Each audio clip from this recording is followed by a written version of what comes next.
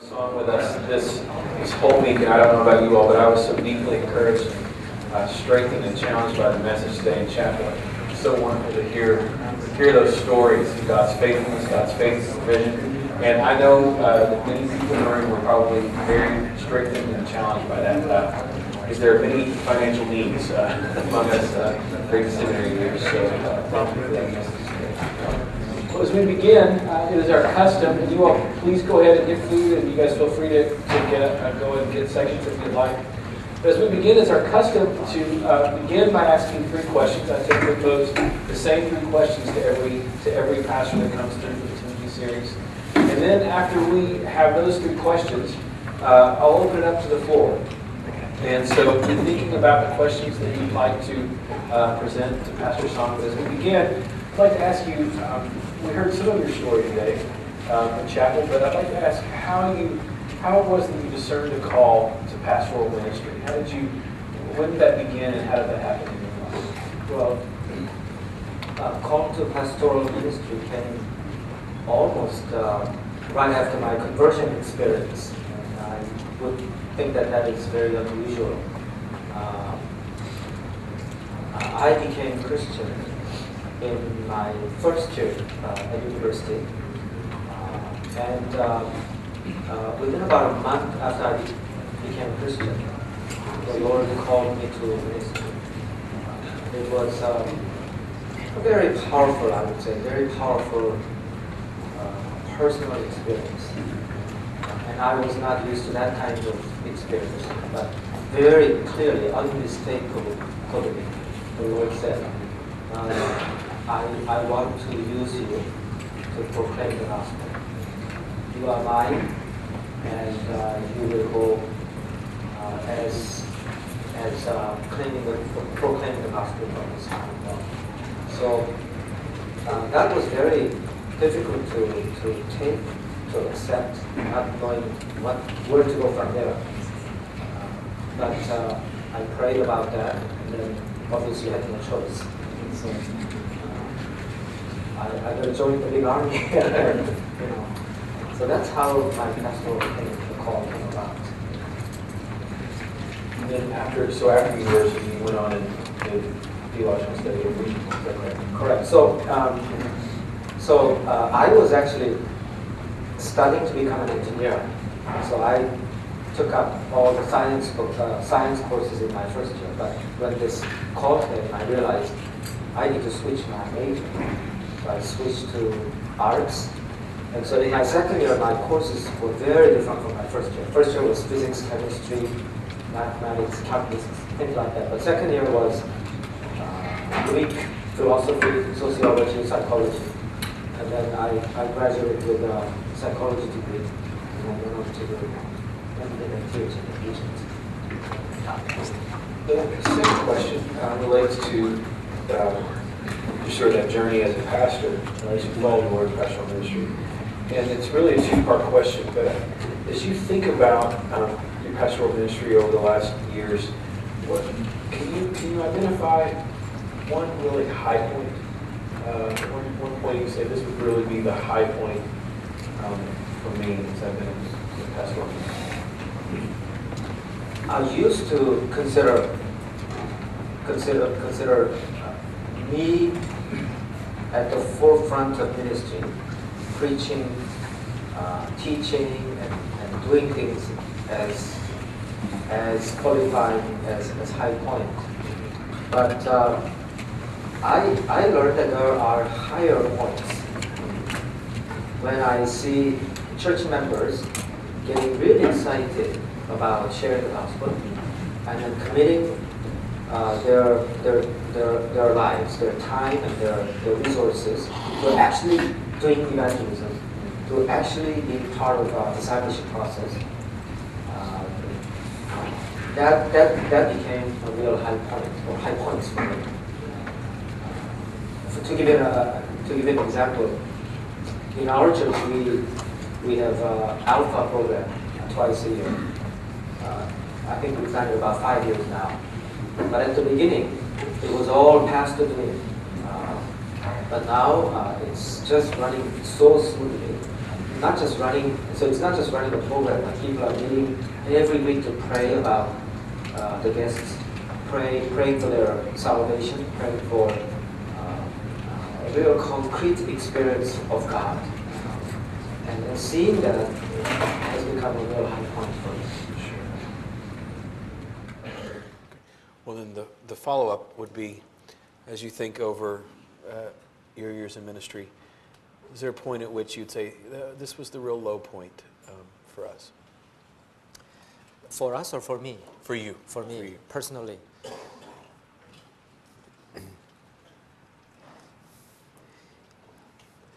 Well, being a senior pastor of a church, I learned that eventually I am responsible for a lot of things. And sometimes I go through the book of Numbers and get encouraged by the fact that Moses got a lot of criticisms. I thought that I was an all right person that did not need to receive criticism from people. But, you know, I think it doesn't matter how nice you are, you cannot avoid criticism. And that was the most difficult thing to take and to learn. I'm not saying I have learned it, but I now take it not as difficult as before. I accept it as part of my calling, that I realize that I do make unwise decisions that affect the lives of the people in our church. So I have to accept that and humbly ask the Lord for forgiveness. But that has been the low point. I mean, you know, people will come to me and say, some will say, you preach well. Others say, I don't like your preaching. It's too dry. You know, but the human nature is such that you tend to listen more to the criticism than the encouragement. And I was very discouraged when I found myself not being able to deal well with those criticisms. So those are the low points, and I'm sure that there are many, many more of those moments and experiences waiting in front of me. So, you know, there are days when I talk to my wife and say, wow, this is strange. We got no problems in the church. That's when the problem occurs. A phone call comes, and somebody will complain, or somebody will say this or that. Pastor, why did you make that decision? And then a lot of times it has nothing to do with me, but I assume the responsibility at the end. So now I no longer say, why are things going well in our church? Never say that, because I know some bad things might happen. Yeah. So I just take one day at a time and just look to the Lord for encouragement, for sustenance. Well, the third question is, you spoke about some of these this morning in your message, but are there social, sort of cultural trends that you're observing, particularly in your context there in Toronto? Okay. Are there social, cultural trends that are impacting the way that you go about engaging in gospel ministry there in Toronto? Well, those of us who have been to Toronto, like Chicago and like Los Angeles and like any other metropolitan city, is a very multicultural, multilingual city. I think the statistics is something like over 200 languages are spoken in Toronto. And 50% of Torontonians were not born in Canada. So this has dramatically changed the way we look at the city. Used to be mostly was Caucasian-led city, but now the councillors and all the city officials, their faces are changing. And that is our cultural scene. And I asked the Lord, what we as primarily a Korean immigrant congregation, what can we do to take this gospel further in our city. And, the Korean churches are, in my opinion, very saturated in most North American cities. I mean, in Toronto, for a population of 100,000 Koreans, there are anywhere between 200 to 300 Korean churches. So really, it's we don't really need to plant another Korean church. But there are equally populous number of Vietnamese living in Toronto, but just a handful of churches. So we thought about reaching out to these immigrant groups. As immigrants ourselves, we understand the hardships. So how can we then extend our hands and help them come to Christ? So we focused on 5 groups coming from Southeast Asia, Vietnamese, Cambodians, Laotians, Thai, and the people from Myanmar. Those 5. And one by one, we try to make connections with their communities. And so today, we are worshiping together at 2 o'clock in the afternoon. We have a Vietnamese church worshiping, a Thai church, the first Thai church plant in Canada. About 30 believers are meeting together now. And Laotian church, Myanmar church. Now, we haven't had much success with Cambodians yet. And also our English ministry has planted a church for the Filipinos in a area in downtown highly saturated by Filipinos. So now some of these groups, they were already meeting, but in very small and fragile, or a fragiling number. And we have helped them with finances, congregation to congregation mentoring, and in some cases financial support and praying together and so forth. Now this coming Sunday, all these 5 nations are coming together for a joint evangelistic meeting, and they have already invited about 700 people. Wow.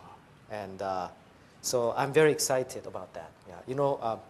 If you talk to any missionary from Thailand, to share the gospel and to help lead one person to Christ, that is a monumental task. But in Toronto, we have many people from Thailand that are coming as mushroom farm workers, and they're very lonely and they're open to the gospel. And that's why many people are now coming to Christ through this outreach. Wow. So yeah, to conclude, or to summarize, the cultural scene of Toronto is changing. It's very multi-ethnic, multilingual, and I think that we really need to reach out to every people group and share the gospel. Amen. Well, I'd like to open it up at this point for questions from all of you, and I'm sure that those comments sparked some good questions.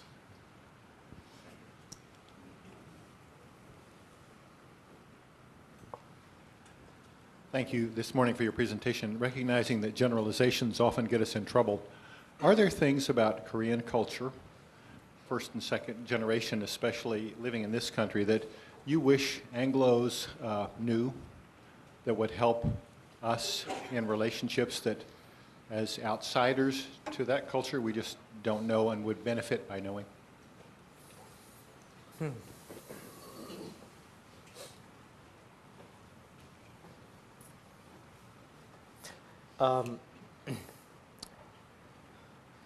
The first generation Koreans have a very distinctive culture, which is not the same as their counterparts in Korea. And also, their culture is not the same as their second generation culture. I think just understanding that within the general Korean culture that there are many subcultures, I think that's a big help. For example, I am also noticing that the Korean immigrants living in North America, say they have been living for 10 years, 20 years, 30 years, even 40 years, have in some ways become Americanized, shall we say, but in some ways they have not. In some ways they have not really moved on with the culture that is quickly changing in Korea also. So sometimes that culture is isolated culture. I sometimes worry about that. Yeah, so I guess understanding each subculture and their distinctives can be helpful, yes.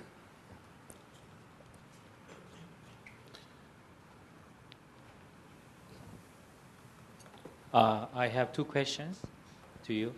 Yeah, since you have the mega church with 4,000 members, don't you have a thought to have one church multi-location?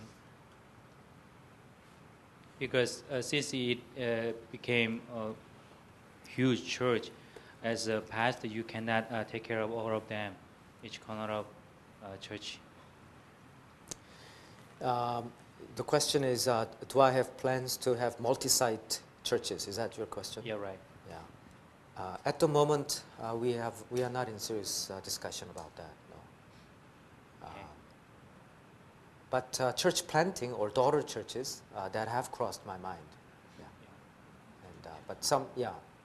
Yeah, right now I'm serving a multi-ethnic church led by second generation Korean American.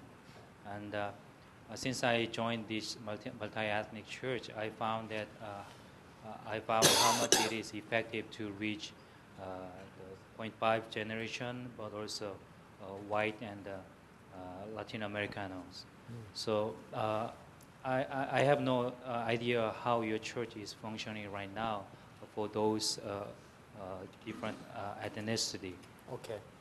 Well, we have English congregation, which is becoming fairly multi-ethnic itself. Yeah.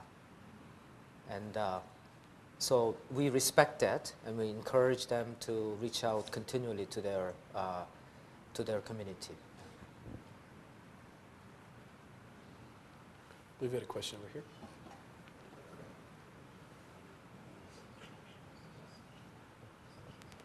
My question was in regards to, I thought it was very interesting how you're saying you planted, or you're doing different churches with reaching out to different people groups.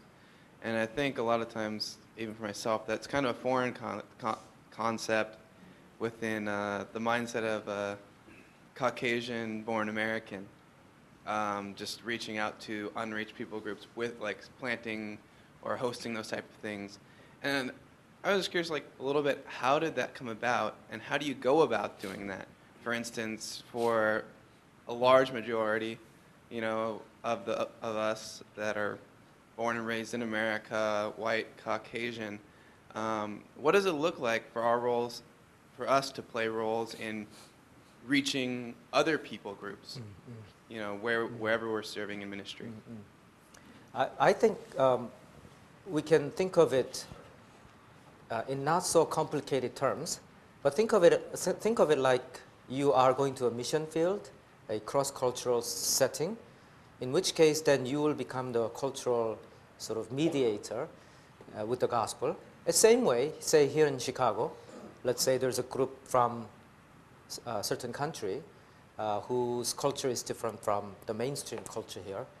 So then you become like the mediator, the cultural broker, and you start the church, but with the view that at some point you will raise up their own leadership and you move on. And so that's the setup in our church. Our Korean members are not in the main leadership at all. We are simply coming around, assisting them, supporting them, praying for them, but they have their own leadership in place. And one Myanmar church, for example, they grew. When they first came to us for help, they had only about 12 members. Today they meet with about 60 to 70 members, but they have already planted another church across the town. Pastor Minho, some of us are wondering if you would be willing to reveal the exact location in the O'Hara Airport, that sacred space that directly connects you to God. But more seriously, I know as a very busy senior pastor, you also invest in an ongoing way, learning more about missions and participating in missions. I know that you go to, for instance, other countries every year to teach and be involved in their mission work. So how does your continuing investment in and participation in world missions through your writing, teaching, and doing actual mission work shape how you think about local church ministry? And then secondly, how do your elders respond to that? I'm sure they would be always pressuring you to be here more and less out there.